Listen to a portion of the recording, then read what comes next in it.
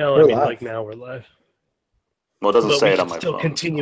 continue our banter, like Our I just want to say, elitist banter. Jay Spreading the clearly got globe an from HD the camera. northwest to the northeast. It's the Boiled Sports Hour.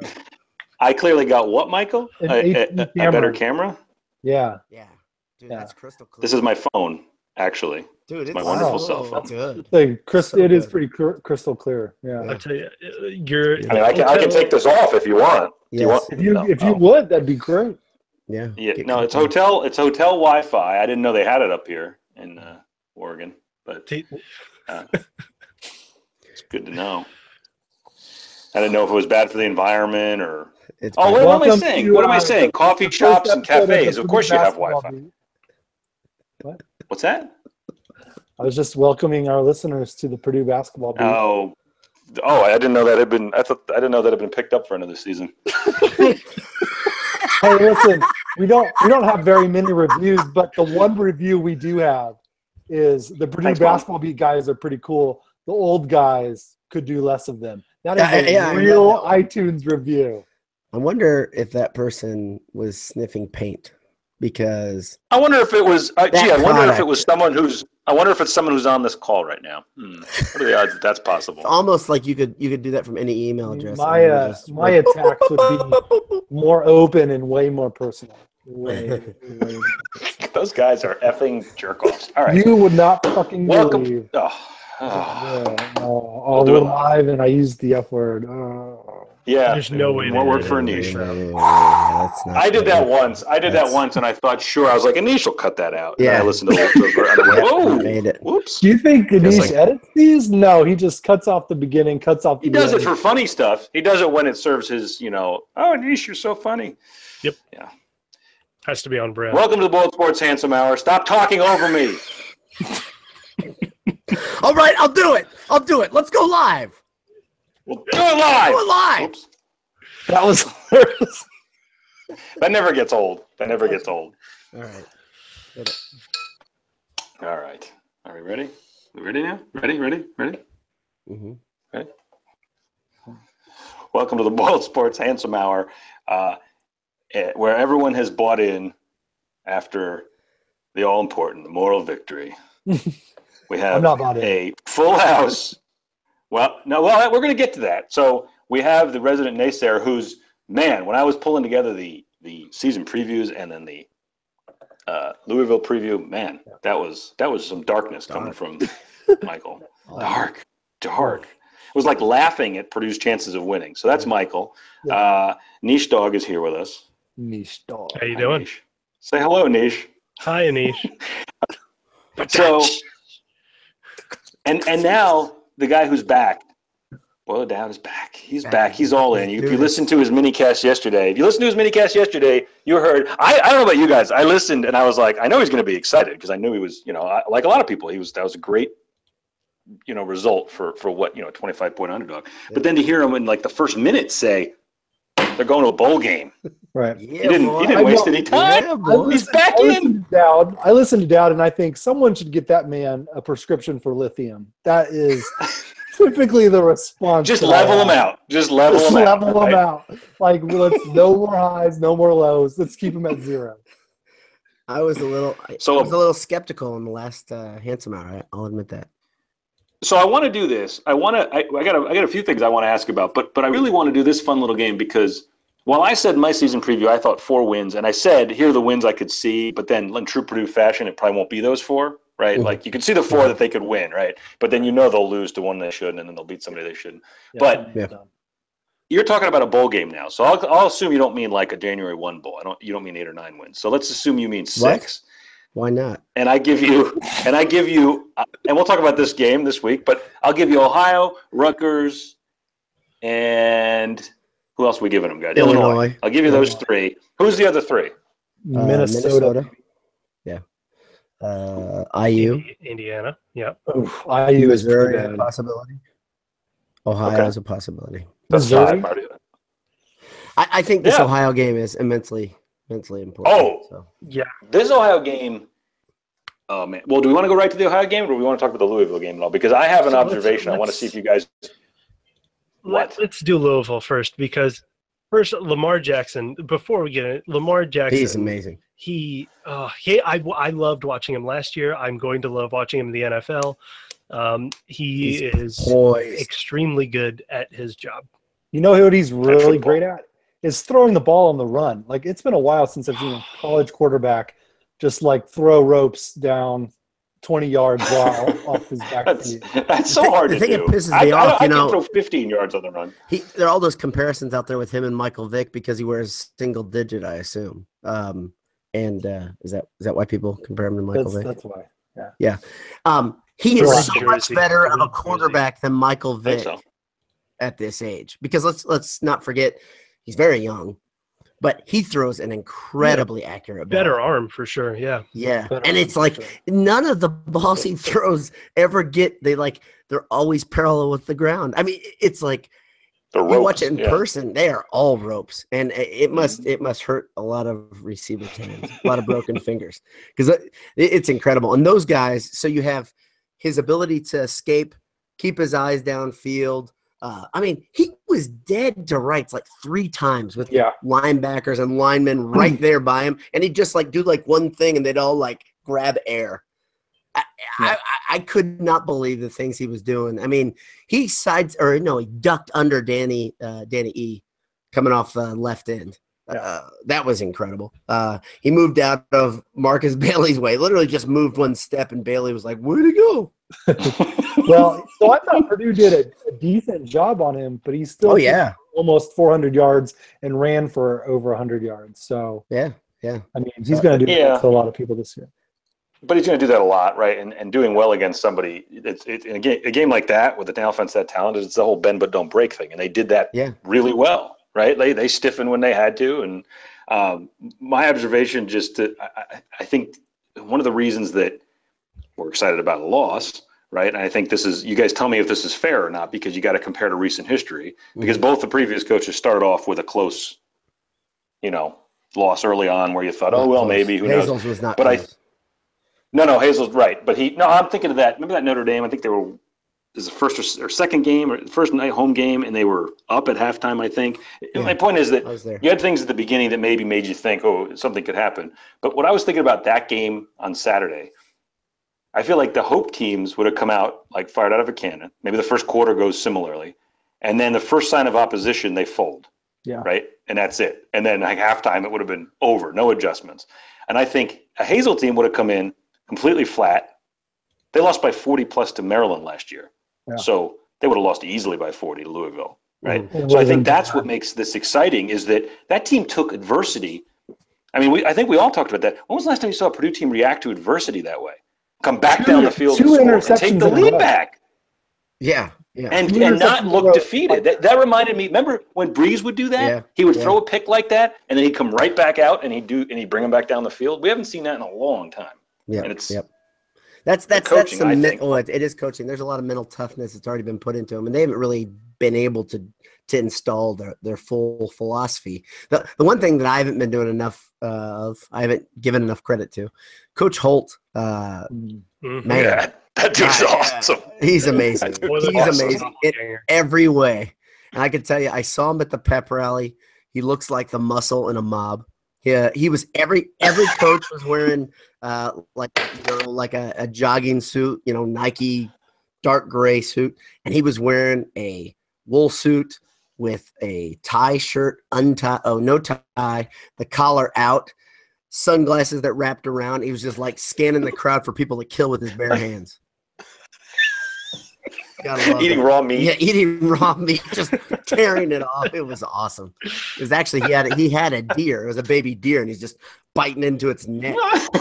It's incredible. So I got a question that I felt like towards the end of that game, did Sindelar make a case to be sure the starter? He's going to start. I think he starts against Ohio. Because the issue with Blau has been turnovers. It's always been turnovers with him. But he's still doing the same thing. What disappointed me was that pick in double coverage. That's not learning, man. That's not getting better. That's the shit he did for a while. He's good. He's talented. He's got a great arm, but And Ryan, you pointed out the two. One of them you said, I thought both of those drops were defended well. The ones you were talking about that were perfecly thrown into receivers' hands. Oh, well, no, well, one of them, I mean, defended well, meaning there was a defensive player right there, yes, but specifically the one to Phillips, there is no excuse not to catch that. Oh, man. I mean, there is not that. If you could somehow reach over Michael Henry's arm right now with a football and just drop one in his hand, that was the ball was so perfectly placed. In fact, I don't know the last time I've seen a deep ball thrown that perfectly. You know, it was just soft and right in the basket. Probably killed Turbush.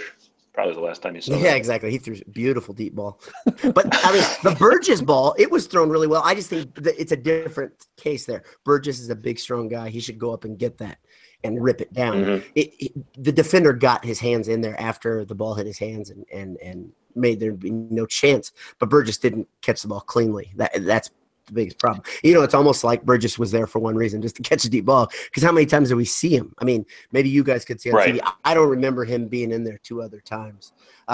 This is the really interesting thing right now, and Coach Brom has talked about this in the last couple of days, is he really needs more receivers to be active in there. He really needs more guys to understand. I guess there was just an epidemic of guys not being able to line up correctly, not be able to remember the plays when they broke the huddle. And so really what you've got right now is you've got Mahungu looks like the possession receiver. He looks excellent. I mean, vastly improved from where we saw spring and then last fall. And, of course, Jackson Anthrop looks amazing. He looks like, a quintessential slot receiver. And you need a burner on the outside. So if you get that burner, you're in really good shape. Are there? Is there another Anthrop? I think he's the last. There's only 7 or 8 more. So they should just give that jersey out to like whatever small hustle player they've got in future years. I love the fact that, if you're not paying attention to Purdue, or, the only people that really pay attention to Purdue are Purdue alums, right? Nobody else does.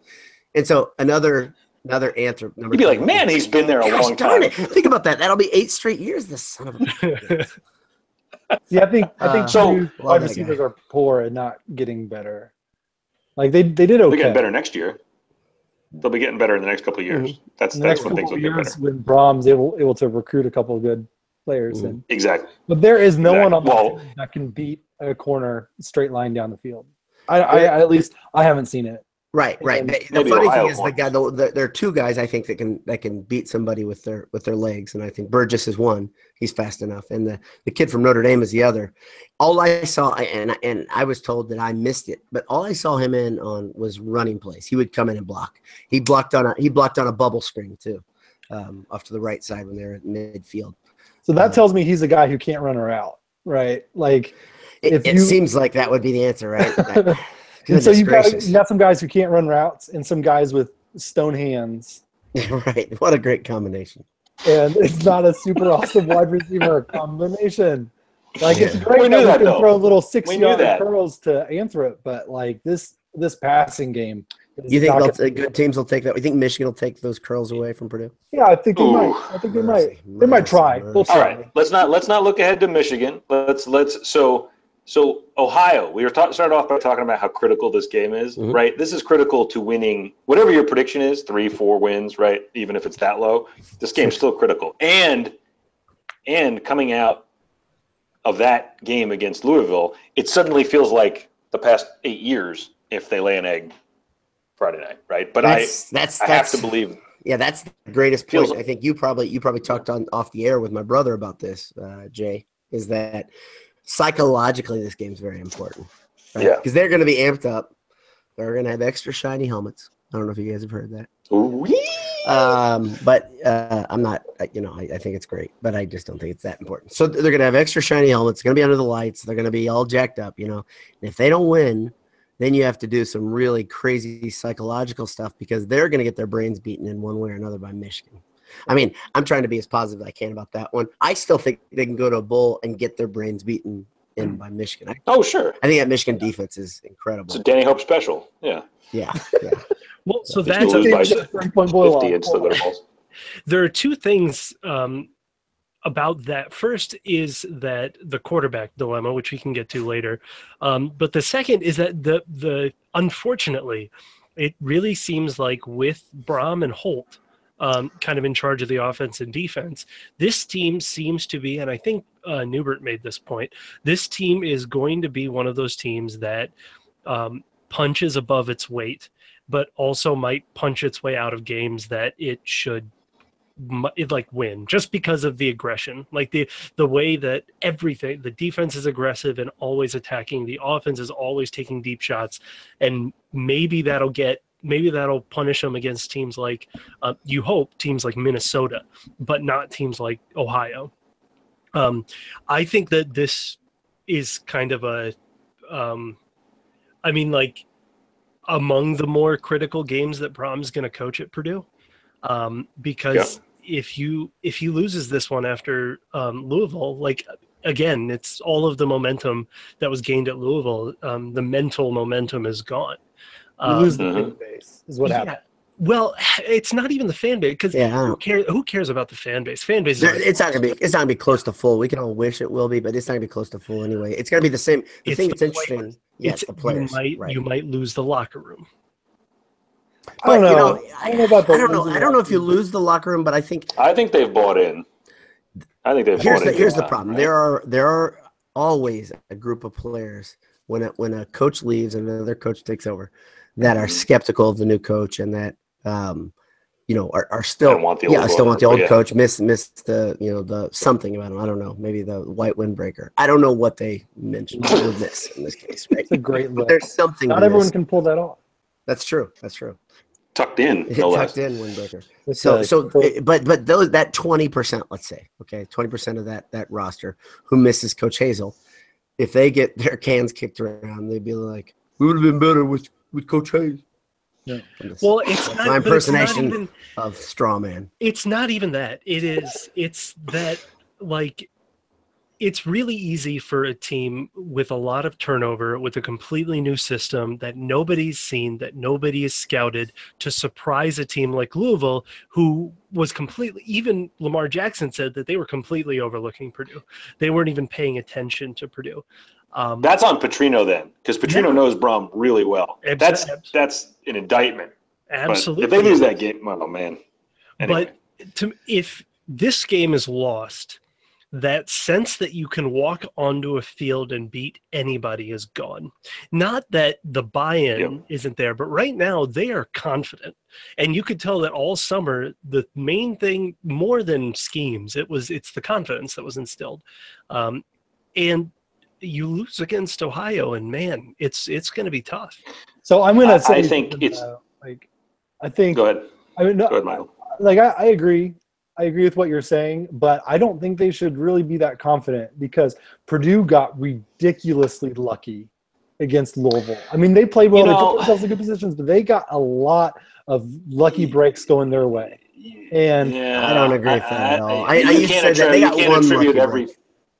You can't attribute every fumble to pure luck, like coin flips. The way that fumble I feel like you recoveries are essentially random events. That's true, but fumble recoveries that are ripped away are not.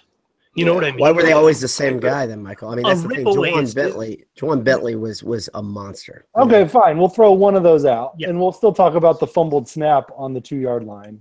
Yeah. But Michael, what about the 4 shit calls in a row that went against Purdue in the fourth quarter? I mean, the fumble out of bounds into the end zone. Yeah. Okay, bad luck. The first down that shouldn't have been the ejection of a player that was. The ejection, the fumble out of bounds. There was a lot there. There was that was bullshit. What I'm saying is, I'm just saying that went against them. That's bad luck. What was produced on defense from this team, as far as turnovers are concerned, they will never, the rest of the season, approach that. I'll take that bet. Okay. What do you want to bet? Yeah, I disagree. So how many turnovers? I'll bet you a T-shirt. Like I'll buy you a Purdue T-shirt if they repeat. I like that bet. Deal. It's on. Did you see wait, hold on. Was that 3 turnovers? Is that right? It was 3 fumbles. Yes. So you're gonna say it's got turnovers? Are we saying turnovers or fumbles? Because I said I'm gonna say turnovers. Oh, I'll bet this. I'll bet that they won't have 2 fumbles in a game. Okay, I'll take that. You guys heard that? 2 fumbles. I hear it. I hear it's a t-shirt bet. And I'm not even a betting man. I feel good. But you know what?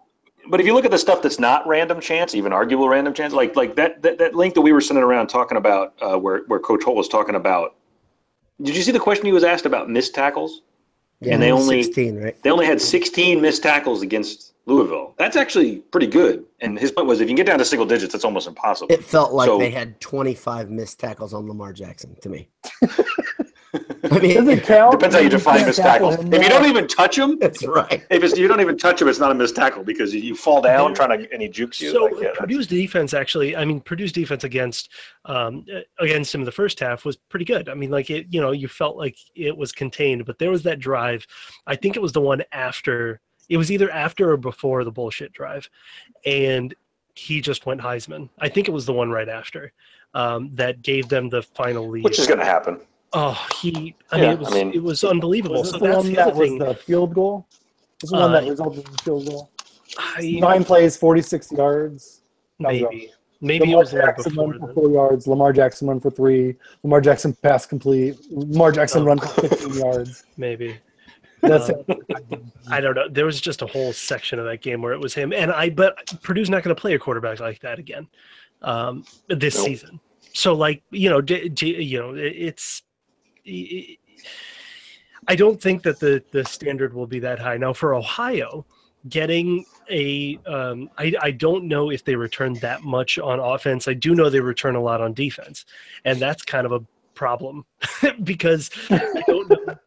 To your question earlier, who's going to start at quarterback? They both look bad. I think they both looked really bad at times, and they both looked really good at times. Sindelar was very constant. He was constantly the same amount of okay. I think he was extremely mediocre in his first couple drives. But then he kind of found a rhythm, and he got some massive brass cojones too. He was throwing passes through windows that were tight, right? I mean. But when Blau came in, he was like the model of efficiency. It was unbelievable. Right. He was amazing. Right. And then he threw 2 picks. And I'm like, this is David Blau. I forgot. David Blau does. Yeah. It was the David Blau. That game was the David Blau special because he is can you guys tell me something? Because you guys watched it on TV. I did not see this. I have heard that on the pick 6, he actually wasn't even looking at his target. He was so far back on his heels, kind of just I believe it. He's kind of short, and he was pretty far back. Right. He had some pressure in his face, and he did just kind of wing it down there. Yeah. Oh, he did the same thing with the one It did the same thing with the double coverage. Well, that one, he was praying because he didn't look down there. Because there were 2 guys. They were completely. They were blanketed. He was staring right at him. Blanketed. And he just kind of hoped. Yeah. But he was off his back, and he just kind of. I don't know. You got to get rid of that, though. I don't care. I mean. There are some things that can be attributed to an injury, a tweaked shoulder, throwing off your back leg. Yeah, throwing off your back leg into. But those are just bad decisions. That's a bad decision. Yeah, exactly. Right. And he's been making for 3 years. And that is the argument. Same stuff. Exactly, Michael. That's the argument. I think but outside of the quarterback, I think the rushing game is the bigger problem for this team.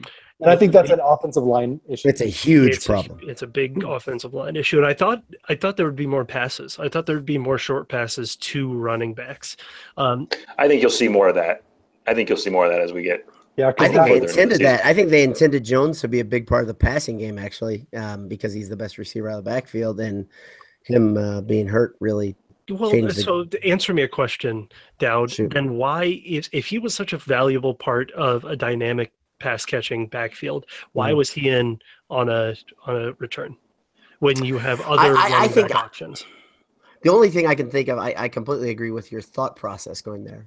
The only thing I can think is that it's ironic watching his last play, but it must have been something like in practice, he was the most sure-handed guy and most consistent back there, because that's what they talked about with Anthrop. That's why he was returning punts, because he was very consistent. And we saw a couple examples where he stood in there with those guys. They were close, right? I would have had no problem if he was the one returning all punts. I have no idea why he's not the one, right? And why it's Markel Jones, who there is a very very not good even argument quick. is Purdue's best player. Yes, At his position, there's an argument. Yeah. There's a really good argument that Markel Jones is the best player. I was furious at Brom for putting. That was really the only time I was upset, was when Markel Jones was put in that position. No, I don't know if I have a huge problem with it though, to be honest, because I think there's a lot of different ways that you can evaluate a kick returner. But what they looked for when you like GBI or whatever talk to special team coach, he talks about guys who are fearless, who will get the ball and they'll move up the field. And if Markel Jones is doing that and everyone else is dancing around, then you put him in. I can see the argument either way. Yeah, I don't know. Jackson Anthrop seems really good at it, and I haven't seen Jackson Anthrop return a kick. He has 4. How about Brian Langford Johnson? How about Langford Johnson? Johnson? What I'm saying. We have 4 other running backs. Now Langford Johnson, I would like to see, because I like his speed. He's the speed, and he's the straight ahead kind of guy. Yeah.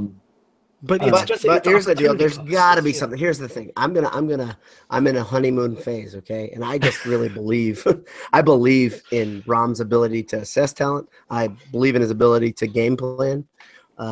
And right now, I'm going to say there must have been something that they're saying, the coaches are saying, that we don't know. I don't understand the move, though. I'm in lockstep with you guys. From where I stand right now, it seems ridiculous, because when I think of a kick returner, it's really good. Don't you think about open field speed, right? It's not speed in traffic, really. So, and Markel Jones doesn't really have breakaway speed. But I wonder if Purdue even has a guy like that, though, right? Like, who is the guy who can make a shifty first move and then turn the burners on and run upfield? I don't think there's a guy like that on Purdue's roster. On paper, it should be that kid from Notre Dame, and I don't know why. I can't. His name doesn't. Yeah, I think there's nothing yet. Yeah, there's probably a story there. But going back to, I think, a point that Justin made about, I think it was Justin, about passes out of the backfield. There was a guy on Twitter from Rivals who broke down Reggie Worship's touchdown catch. Mm-hmm. And I think plays like that are things that you're going to see more often out of this team, because that's something that you can scheme your way to getting 5 to 8 yards on when you have a crappy O-line, your wide receivers aren't very good, and your quarterback is inconsistent. And that'll work a lot better against a team like, or theoretically, against teams like Ohio, Rutgers, Illinois, right. That you would hope. I'm really worried about this team's ability to sustain drives on plays of less than 5 yards per down. And they're going to have to do that. So I don't think this team is a score more than 30 points a game type of a team. And that's what concerns me about their ability to win. Here's what I think about that. I think if this offense, let's pretend for a second that the offense wouldn't progress the entire season. This is the offense they have in game 10. Okay. Yeah, exactly. It's going to be a long, long season. But I really believe a couple things are going to happen. So this is me looking at my crystal ball. One, in 2 to 3 games, Brom will decide who the starting quarterback is, or he will decide for him. I really believe that's going to happen. Mm-hmm. If Blau can't get rid of these mistakes, I don't think he'll be a starter, because they'll say, "Hey, it's just how long season? Yeah, this is not going to work." So that's the first thing. So I think the consistency of having one quarterback will be a good thing for the team. Second, the consistency of having Jeff and Brian Brom working with one quarterback and working with an offense will get them better, period. They have gotten dramatically better since the spring. I mean, that spring, that's all I was going off when I was speaking to my skepticism the last Handsome Hour, was what I saw on the field then. They are leagues better now. They will be leagues better next time, or as the season goes on.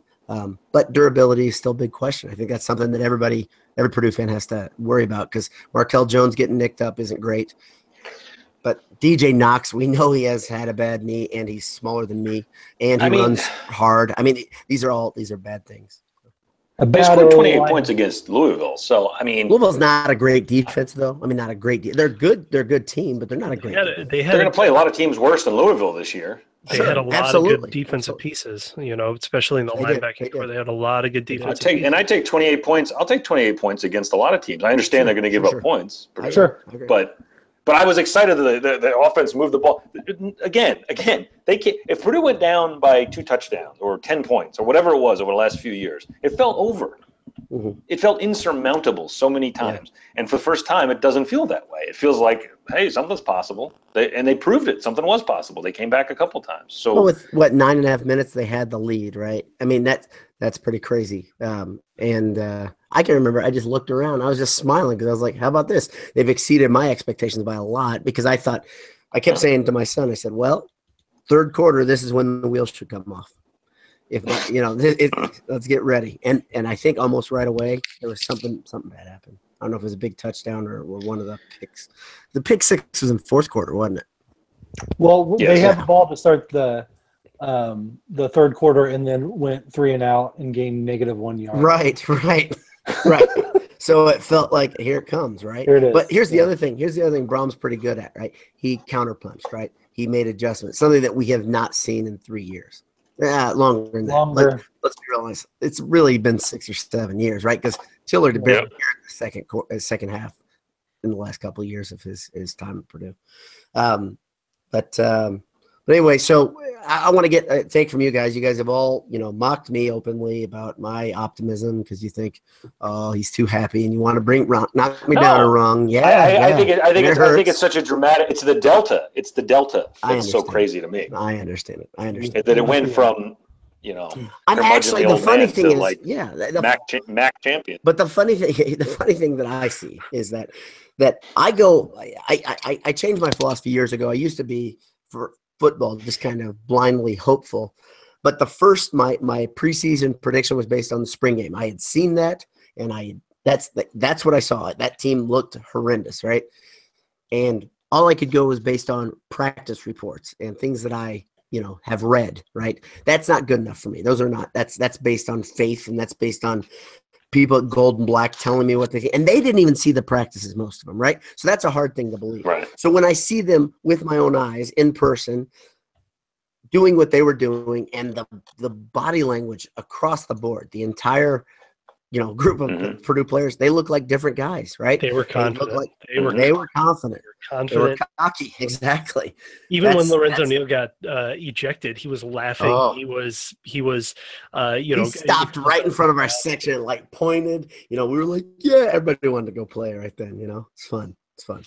But so the downside is that for usually we get a MAC matchup, and unfortunately we get one of the MAC teams that was in the MAC championship last year. I think Ohio, tell me if you think I'm wrong. I think Ohio is better than Illinois and better than Rutgers. Yes. Right? I think it's close. It's close. Oh, come on now. Have you watched Illinois? I mean, all Illinois does is win Illinois 8 games. is pretty bad. Rutgers is pretty bad. I don't know. Yeah. I think it's better. This is a good. Isabella, I think it's going to be really. If we're going into the prediction game, I think it's going to be really close. I think it's like a 50-50 game. So right now, the point spread is Purdue by 3.5, and that's basically home field advantage. And it started out. I say Brahm by 2 touchdowns, and the only reason he doesn't win by 3 is he takes a nap in the fourth quarter. in the pick'em that we haven't published yet, I pretty much had it as a 50-50, and I had Purdue winning by 3. I'm not super confident. By 3, man, it's going to take a while. It's going to take a lot for you to come around. I can see. Well, so I think have you watched Purdue football? He's been hurt. He's been hurt before. I know. I didn't criticize it. My goodness. I think just wait till basketball season when I'm like championship, and you guys are like, and we're like, yeah, championship of the first weekend of the tournament. Yay! Silver medalists. Is there anything more Purdue than undefeated and then silver medal? That was. We'll talk about that, but that was brutal. It was fine. That was fine. That was fine. That was fine. Fine. That's the perfect word for Purdue basketball. Fine. It was fine. Yeah. No, it was fine. You're right. It's good. Who cares about the world basketball games? Oh, see, we always do that. Who cares about the tournament? It's random chance. Who cares about the World University games? No. Who cares about any Big Ten tournaments? Crapshoot. Anish is the one with the 50. Who cares about the Big Ten? Oh, we won the Big Ten title? Oh, that's what I care about. I don't care about the Big Ten title. I don't care about the Big Ten. Oh, okay. I've lost track. Develops big men that go on to flame out. Don't care about that. Yeah, Hey, listen. Okay, listen. We're optimism. Jeff Brom. All right. Jeff Brom is pretty okay in my book. I think it's going to be in the 30s, and I think both teams are going to be in the 30s, and I think it's going to be a 4-point game. Like it's going to be close. In favor of Purdue? I think in favor of Purdue. I think the atmosphere's. I'm not going to tell. I'm going to make people. I'm going to read the Predicto to find out what I read the Predicto. They'll never know based on what I'm saying. I think I think it's going to be a great. I kind of wish I could be there for that. The first real night game under real lights, with people being there, having more hope than they've had in a long time. I think that's going to be a lot of fun. You can't be there. You can't jump on your private jet, Mr. Fancy Businessman, and don't think it hasn't crossed my mind to head there instead of home and stop. I'll be going right past there. I mean, it makes sense just stop off for a little while. Just jump out of the plane. If only you had a place to stay, right? Yeah. I know at least one person who'd be happy to host you. Yeah, exactly. I don't know if he'd be happy. Your parents? But I know one. Yeah, but begrudgingly the person I'm thinking of would be very happy.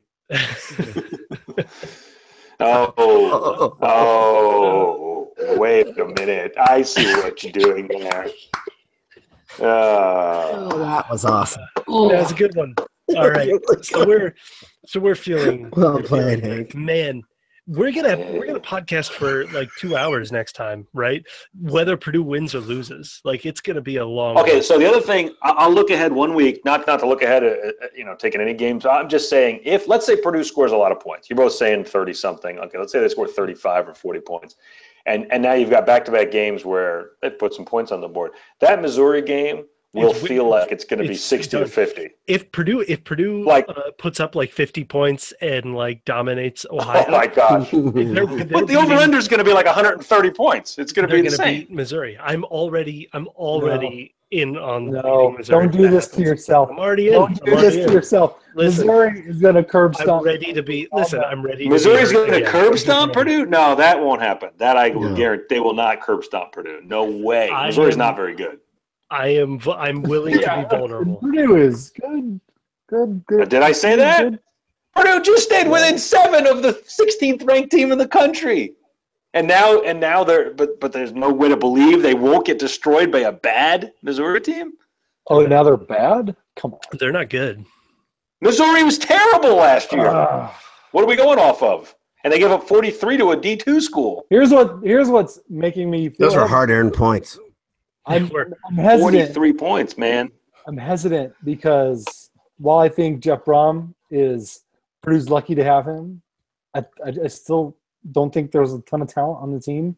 And I think that it's easy to get sucked in to the moral victory and have that warp your worldview. But I think that life comes at you fast. And it's weird how that doesn't warp your basketball worldview. No, I have to hold on to some hope. He's definitely the skeptic on the other podcast. That's the thing. I'm just ready to be vulnerable and ready to expose. Open your heart. Just open your heart. Like he's the world is his oyster. Not just his heart. We've been hurt. Just a spear. I'm ready for it. He's ready to open his pants to Purdue football. Right. I'm ready to get blown out by Ohio on a Friday night. What about your spear? I'm just in my heart. It's going to happen. It's 2 wins in a row going into Michigan. We're going to have a winning record. That Michigan game. It's going to be bad. It's going to be really bad. It's going to be bad news. It's going to be bad news. But I will say that I think it's going to be bad news, but I don't think it's going to be the kind of bad news that Hazel would subject us to. Again, keep the perspective. Man, I can't even say that. I got to say, I can't even say it. I think the matchups are so bad. It's bad. I think they are. Yeah. It's bad. I don't think there's a single Purdue player that would make the 2 deeps on Michigan. Let's just put it that way. I won't go that far. Give me a name. I think either of Purdue's quarterbacks would be battling for the start. You precious child. Oh no, Michigan. No, I don't even doubt that. Not even a little bit. I'll go further. I think Purdue has DBs and linebackers that would be battling for starts. Now I know you're just messing with me. Oh no, I'm not. Firing the hot take. Bentley? Joel Bentley? Huh? No. Bentley absolutely would be. I think he would be. I think he would be competing. Looking at Michigan's. He'd be. Yeah, there's your one name, Michael. I don't think Marcus Bailey would be starting Michigan. I'm sorry. I don't think he's quite big enough. No. I feel like you guys are. I think Jalen Robinson with good coaching like he's getting right now, with his hand in the dirt, would be a mother right now as a senior at a competent program for the last couple of years. That's the thing. So he's got a lot of catching up to do. He's so stinking strong. So I think he would battle for a start. I think Neal would battle for a start. I was gonna say Neal, but Michigan's line is stupid. I'm not saying he'd start. I think he'd battle first. They lost a couple of pieces, but we're gonna beat Michigan. We're gonna beat Minnesota. We're gonna beat Wisconsin. It'll be fine. But we first we gotta beat Ohio. Don't look ahead. Don't look past Ohio to the Big Ten championship. Exactly. I think we've talked enough about Ohio. I think this is it. I think we have a podcast. Silver helmets. They're gold. I love it. They're chrome. Gold. Sorry, chrome is what I meant. I misspoke. I like the new P on the helmets. That's fun. That's neat. That's a nice change. You got to win games for it to be awesome, though. That's the thing. Everything. Oh, by the way, do you guys think?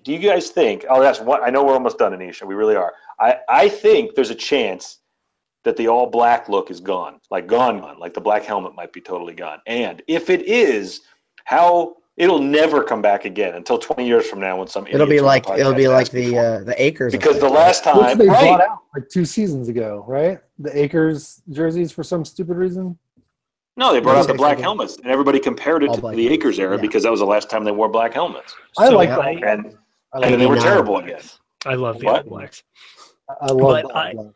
I think that you might be right. I like the look. They've been terrible in it. I think you might be right that the All Blacks are going to be gone until like a real game of consequence, and that's when 2-3 years down. That's always been my feeling. Wear once every couple years for something really. And Hazel would have them wearing it at noon against a MAC team that beat the shit out of them. So it's like you at a noon game you can't. Will we see the bright green P? Never a freaking again, right? Never again. God. Never again. Someone's making these decisions, and other people are agreeing with them. I just don't understand. That's exactly right. Yeah.